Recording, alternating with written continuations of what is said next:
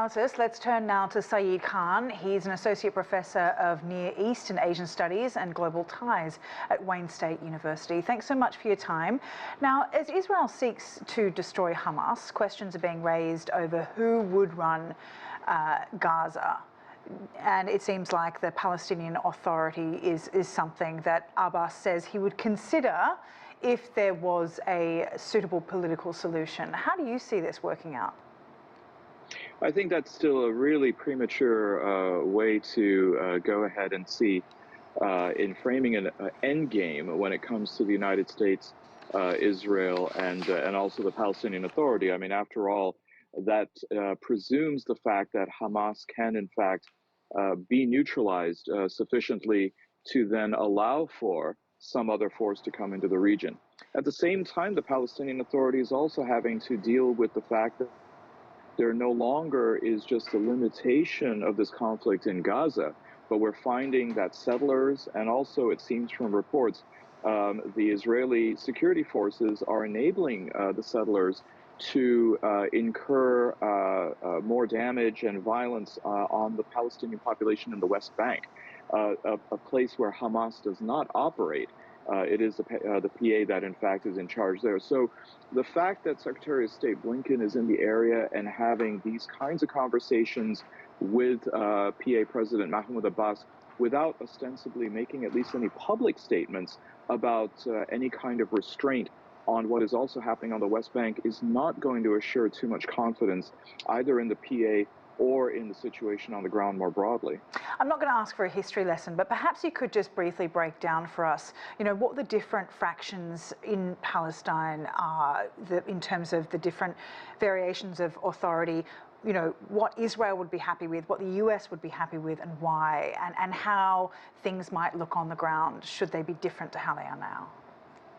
Well, certainly the two factions that are operating from Gaza, one is Hamas, which was elected in Gaza in 2006, a year after the Israelis pulled out of Gaza. And then, of course, you have a more splintered group, Islamic Jihad. Of course, neither of those would be appealing to either the Israelis or to the United States. The Palestinian Authority, on the other hand, has been operating now in the West Bank for several decades. And it seems as though if there is going to be a Palestinian Authority or Palestinian rule in Gaza, that the PA would certainly be much more attractive. But that, again, is an open question as to whether the Israelis want Palestinian rule in Gaza. Now, let's just turn to the north of Israel for a moment. Of course, Hezbollah has exchanged fire with the Israeli military, but stopped short of using the most powerful missiles in its arsenal. What happens if Hezbollah launches a full-scale offensive on Israel? Well, then we're going to have a situation that was similar to 2006 and the Lebanon war that occurred then. It is unlikely that Hezbollah will do so.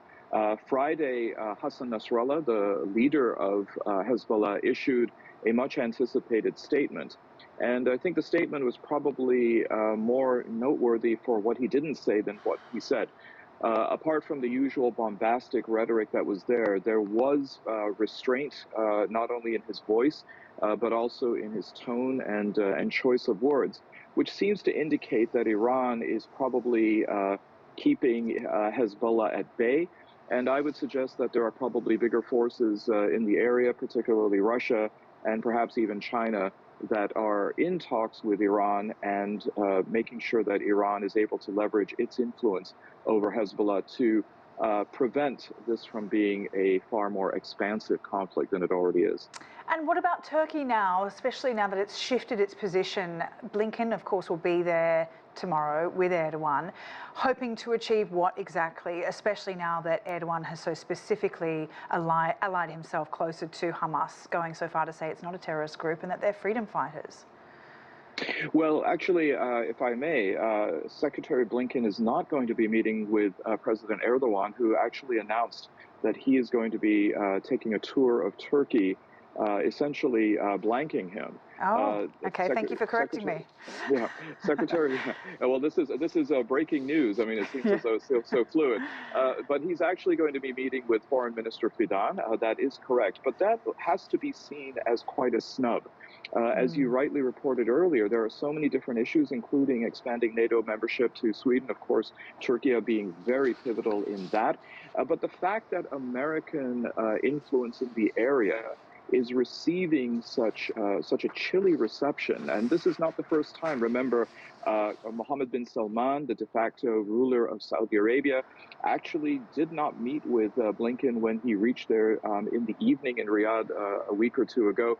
He kept him waiting overnight to meet with him the next morning. And of course, there was also a cancellation of a meeting with King Abdullah II in Jordan.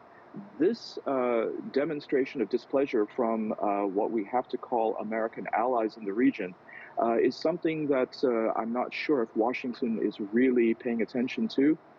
It seems as though it's very singularly focused, but it would probably do wise to pay very close attention to how America is being seen, not only in the region, but I would even argue a bit more broadly internationally now. Yeah, especially with such strong calls for a ceasefire. Unfortunately, that's all the time we have for. Thank you, Saeed Khan, Associate Professor of Near East and Asian Studies at Global Ties at Wayne State University. Thank you.